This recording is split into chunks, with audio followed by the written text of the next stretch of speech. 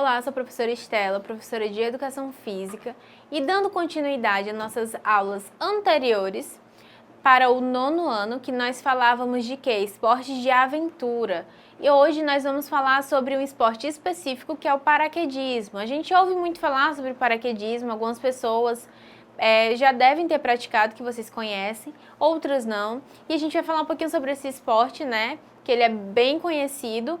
E vamos falar quando ele surgiu, como que surgiu a ideia de fazer o paraquedismo, né? De ter o paraquedismo, como praticá-lo. E a gente vai falar um pouquinho sobre esse esporte bem popular, né? Mas não tão acessível, né? Vamos ver o porquê. Então, vamos lá. O paraquedismo, né? Surgiram os primeiros registros de acrobatas chineses que se atiravam de muralhas e torres, né, empunhando um dispositivo semelhante a um grande guarda-chuva, que amortecia a chegada ao solo.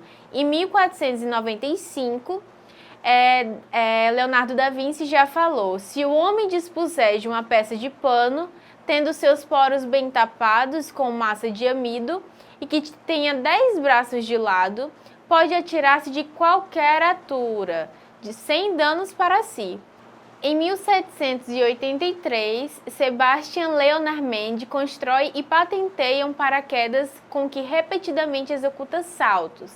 Já em 1797, após saltar de uma altura de 2.000 pés e realizar diversos saltos, André Jacques é considerado o primeiro paraquedista do mundo, né? Já em 1808, pela primeira vez, o paraquedas foi usado como salva-vidas, quando o polonês Kuparenko o utiliza para saltar de um balão em chamas. Bem interessante, né? Continuando. Em 1837, acontece o primeiro acidente fatal com o paraquedista, quando Robert falece em razão ao impacto contra o solo.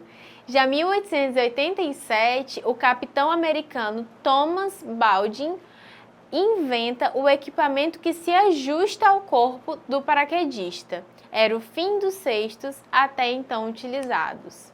Em 1911, disputa entre Grant e capitão Albert para ser o primeiro homem a saltar de um avião. Até hoje há discordância no assunto. Norton saltou de paraquedas de seda dobrado em seus braços e Barry com paraquedas embalado em uma caixa de metal. Já em 1931, no Brasil, o paraquedismo tem início com Charles Astor no Aeroclube de São Paulo. E ele atuou sozinho, formando alunos, e foi o maior incentivador em nosso país. Em 1941, o exército alemão emprega o paraquedas como equipamento de guerra, lançando militares para conquistar a ilha da Creta. E a partir daí, o paraquedismo se desenvolve rapidamente, seja quanto aos equipamentos, técnicas de salto e tipos de competição.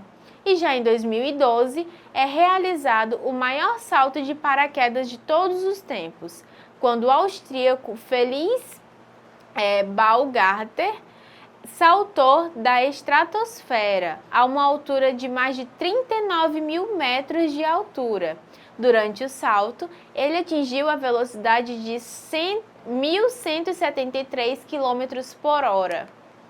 Gente, muito interessante, né? A gente observar, ver de onde, né, surgiram esses esportes, porque a gente não faz ideia, né, de como que foi feito, como que surgiu, por que a pessoa pensou em fazer um paraquedas, né? Inicialmente eram feitos por chineses e acrobatas chineses, né, apenas em uma apresentação ao público, e depois, muito tempo depois, ele já foi utilizado já em guerras, né?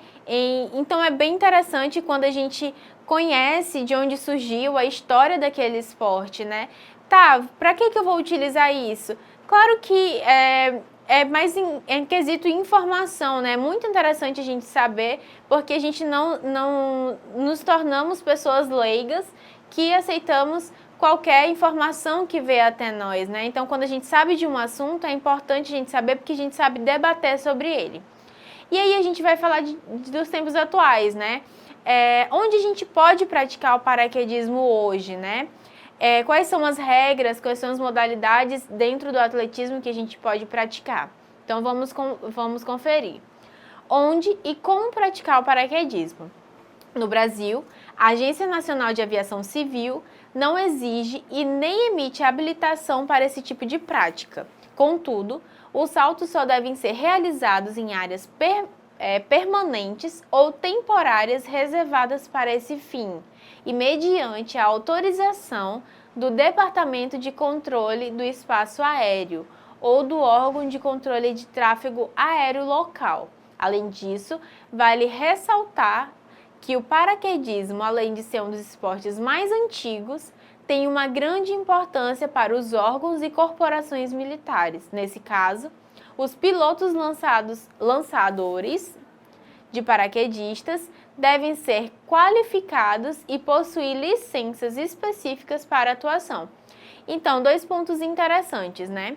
Ele diz lá que as pessoas que praticam esse esporte, elas não precisam de licença, mas tem as regras, né? Que tem os locais específicos, que tem que ter licenças temporárias, né? Ou permanentes.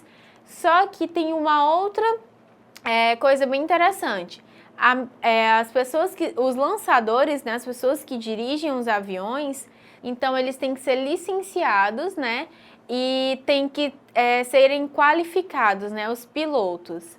Então, continuando, né, nós temos as modalidades do esporte, né, a gente vai falar um pouquinho sobre cada uma delas. Nós temos o Free Fly, que é a modalidade em que o paraquedista pode utilizar diferentes técnicas de voo, né, e aí a gente tem os nomes, né, dessas técnicas, e isso faz com que o Free Fly seja uma das modalidades mais apreciadas do paraquedismo, né. Nós temos o de precisão, que é uma das modalidades esportivas mais antigas do paraquedismo, né? O objetivo é atingir uma placa no centro de um determinado alvo com apenas 5 centímetros de diâmetro, sendo praticado com a calote aberta, né, do paraquedas, desculpa. Nós temos o Sky Surf, é um salto praticado em dose dupla. O paraquedista principal, que é o Sky Surfer, salta de uma prancha similar a uma prancha de surf e realiza movimentos radicais no ar, por isso recebe esse nome. Já o outro participante, o Camera Flyer, também sente a adrenalina do salto, pois ele é responsável por filmar a performance do Sky Surf, né? Com a ajuda de uma câmera presa no seu capacete. Nós temos o Wing Fly. Essa modalidade faz o uso de uma roupa especial que segura melhor os efeitos causados ao vento, né? Pelo vento. Muito popular em países da Europa, essa modalidade os paraquedistas percorrem grandes distâncias, né? Chegando a fazer deslocamentos de 160 km por hora. Nós temos o freestyle, né? Esse salto foi desenvolvido junto com as primeiras técnicas do paraquedismo. O freestyle se assemelha ao sky surf, por ser realizado em dupla, né? Mas esse tipo de qualidade das imagens, o tipo da qualidade das imagens é fundamental. Ele é conhecido como balé aéreo, visto que os movimentos apresentados parecem com de ginásticas acrobática, né? Nós temos também o base jump, é um dos saltos mais perigosos do paraquedismo. O objetivo dessa modalidade é saltar de um ponto fixo bastante alto, como montanhas ou prédios, e alcançar uma velocidade desejada, visto que o tempo para atingir o impacto é bastante curto, né? Então, como vocês puderam ver, dentro do paraquedismo, assim, quando a gente fala em paraquedismo, a gente já imagina, nossa, mas o paraquedismo é muito fácil, é só pular do avião, depois abrir o paraquedas e pronto. Não, dentro do paraquedismo existem categorias e dentro das categorias existem competições específicas para essas categorias, né? E isso também quer dizer que tem as pessoas amadoras que fazem apenas por hobby uma vez na vida, mas também existem aquelas pessoas que se dedicam, treinam, fazem esses saltos, né? a gente pode ver que pessoas amadoras não conseguem fazer algumas dessas modalidades porque são bem mais complexas, principalmente sobre essa da base jump, que são alturas bem mais baixas, né? Então é muito perigoso, talvez o paraquedas não abra no local certo, aí a pessoa pode se lesionar, virar óbito, né? Porque quando a gente pula de uma altura muito alta, né? É claro que a gente não vai se machucar pouco, né? Então a gente tenta não virar óbito. Mas então, essas categorias, algumas dessas modalidades só são feitas por profissionais, tá? E só são permitidas também serem realizadas por profissionais. Eu espero que vocês tenham entendido nessa nossa aula de hoje. Eu quis trazer essa modalidade para vocês porque ela é muito interessante.